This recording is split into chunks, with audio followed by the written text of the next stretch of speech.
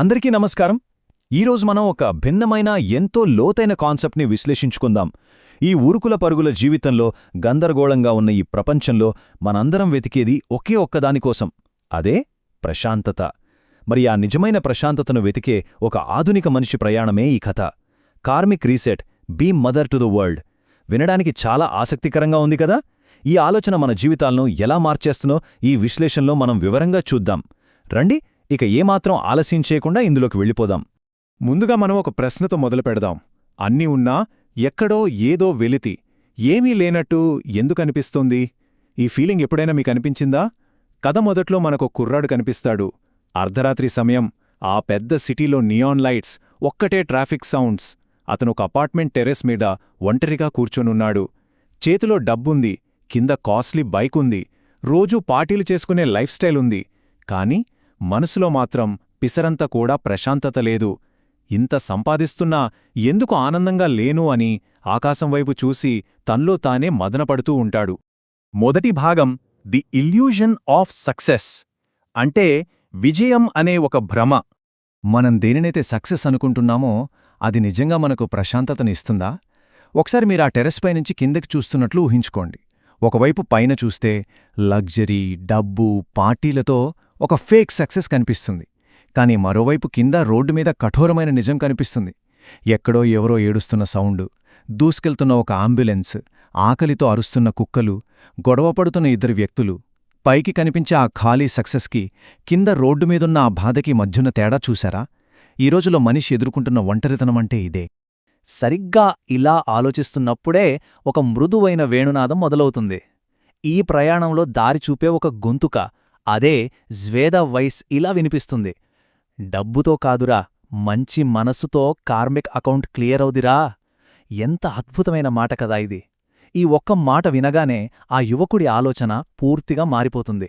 భౌతిక సంపద వెంట పొరుగెత్తే మైండ్సెట్ నుంచి ఆధ్యాత్మికంగా ఒక క్లారిటీ తెచ్చుకునే వైపు అతని ప్రయాణం మొదలవుతుంది. రెండవ భాగం ముగ్గురు అమ్మలను గౌరవించడం. ఉదయం సూర్యకాంతి పడగానే అతని ప్రయాణంలో ఒక కొత్త కోణం మొదలవుతుంది. అతను నడుస్తూ వెళ్తుండగా తన చుట్టూ ఉన్న 3 ప్రధాన జీవశక్తులను గమనిస్తాడు. అవేంటంటే, మొదటిది దుర్గమ్మ, గుడిలో కనిపించే ఎర్రజెండాలు, ఆ దేవి అలంకరణ, అదొక అద్భుతమైన దైవిక శక్తి. ఇక రెండవది కన్నతల్లి. తన చిన్నప్పటి ఫోటో చూసుకుంటూ నా కొడుకు ఫోన్ చేస్తాడేమో అని ఎదురుచూసే తన తల్లి అతనికి గుర్తొస్తుంది. సక్సెస్ కోసం పరుగెత్తుతూ కన్నతల్లినే మర్చిపోయానా అన్న రియలైజేషన్ అతన్లో కలుగుతుంది. ఇక మూడవది గోమాత. రోడ్డు పక్కన గాయపడి ఉన్న ఆవుని అందరూ చూసీ చూడనట్టు వదిలేసి వెళ్తుంటారు. కాని అతనికి మాత్రం అక్కడ అడుగులు ముందుకు పడవు. అతను వెంటనే ఆగి ఆ గాయపడిన గోమాతకు కాసిన్ని నీళ్లు పుడతాడు.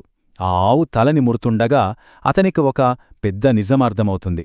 ఈ ముగ్గురిని గౌరవిస్తే నీ జీవితం వెలుగుతుంది. చూశారా, ఆ చిన్న పని, ఆ చిన్న దయ అతని జీవితంలోనే ఒక అద్భుతమైన మార్పుకు శ్రీకారం చుట్టింది. మూడవ భాగం ప్రపంచానికి అమ్మలా ఉండటం. ఇక్కడ నుంచి ఈ మొత్తం ఆలోచనా విధానం ఎలా ఆచరణలోకి వస్తుందో చూద్దాం. ప్రపంచాన్ని మార్చాలి అంటే మనం కోట్లు ఖర్చు పెట్టక్కర్లేదు, పెద్ద పెద్ద ఆస్తులు రాసివ్వక్కర్లేదు.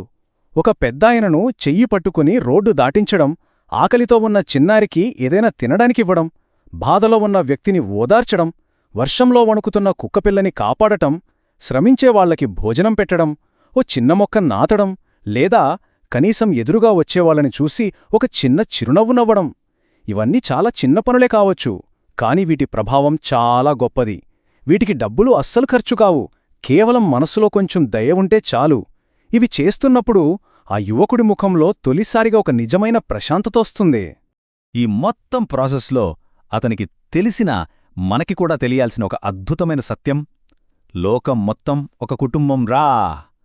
ప్రపంచంలో ఉన్న ప్రతి ఒక్కరిని, ప్రతి జీవిని మన సొంత కుటుంబంగా భావించినప్పుడు వచ్చే ఆ కిక్, ఆ ప్రశాంతత ఉందే, అది ఏ బ్యాంకు బ్యాలెన్స్తోనూ రాదు కదా.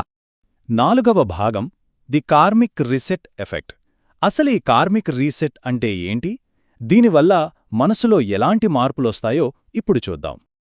కార్మిక్ రీసెట్ అంటే ఇదేదో మంత్రమో మ్యాజిక్కో కాదు.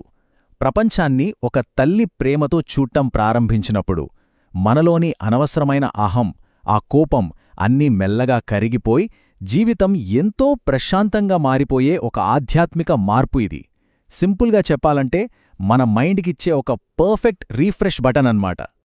ఒకప్పుడు ఆ యువకుడి మైండ్లో ఎప్పుడూ ఒక నల్లటి పొగలాంటి అహంకారం, కోపం ఉండేవి. చిన్న మాటకే చిర్రెత్తుకొచ్చేది. కాని ఇప్పుడు ఎవరైనా మాటన్నా, అవమానించినా సైలెంట్గా ఉంటున్నాడు. ఆ నల్లటి పొగ కాస్త ఇప్పుడు సహనం, ప్రశాంతత మరియు దయ అనే ఒక స్వచ్ఛమైన వెలుతురుగా మారిపోయింది. మదర్లా చూడు ప్రపంచాన్ని, కార్మిక్ రీసెట్ ఆటోమేటిక్రా అనే ఆంతర్యం కూడా సరిగ్గా ఇదే. ఎప్పుడైతే మన అంతర్గత ఆలోచనల్లో మార్పు వస్తుందో బయట జరిగే సంఘటనలు వాటంతటవే సెట్ అయిపోతాయి. గమనించారా? అతల్లో మార్పు రాగానే కుటుంబ సమస్యలు ఆటోమేటిక్గా తగ్గుముఖం పట్టాయి. ఇంట్లో శాంతి, సంతోషం నిండిపోయింది. అంతేనా, అతను చేసే పనుల్లో అదృష్టం కూడా పాజిటివ్గా మారడం మొదలైంది. ఇదంతా దేనివల్ల జరిగింది? కేవలం అతనిలో మొదలైన ఆ చిన్న దయ వల్ల వచ్చిన మ్యాజిక్ ఇది. 5వ భాగం, అచీవింగ్ ట్రూ సక్సెస్. అవును, ఇది కదా నిజమైన విజయం. ఒకే ఒక్క మనిషిలో మొదలైన ఈ మార్పు మొత్తం సొసైటీని ఎలా మార్చేస్తుందో తెలుసా? ఇక్కడో అద్భుతమైన వాతావరణాన్ని ఊహించుకోండి. ఒక పెద్ద స్పిరిచువల్ బ్రిడ్జ్. దానిమీద అన్ని మతాలకు చెందినవారు, పేద, ధనిక, చిన్న, పెద్ద అనే తేడా ఏమీ లేకుండా అందరూ కలిసి చేతుల్లో దీపాలు పట్టుకుని నడుస్తూ ఉన్నారు.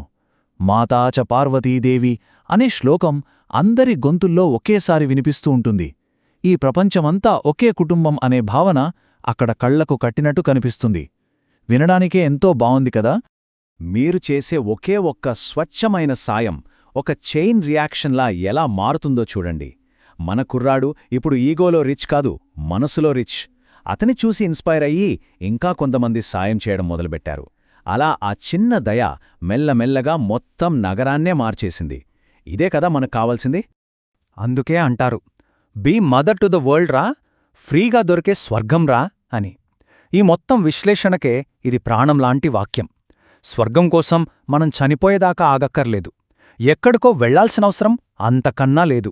మన తోటివారిపై, ఈ ప్రపంచంపై ఎలాంటి ప్రతిఫలాపేక్ష లేకుండా ప్రేమ, దయ చూపిస్తే ఆ క్షణమే మనం ఆ స్వర్గాన్ని ఇక్కడే ఈ భూమిమీదే అనుభవించవచ్చు. ఇక మనం ముగింపుకొచ్చేశాం. సూర్యోదయమవుతోంది. ఆ యువకుడు ఇప్పుడు సంతోషంగా తన తల్లితో కలిసి గుడి దగ్గర గోమాతకు ఆహారం పెడుతున్నాడు. అప్పుడే జ్వేద యొక్క ఆ ఆఖరి వాయిసోవర్ మనకు వినిపిస్తుంది.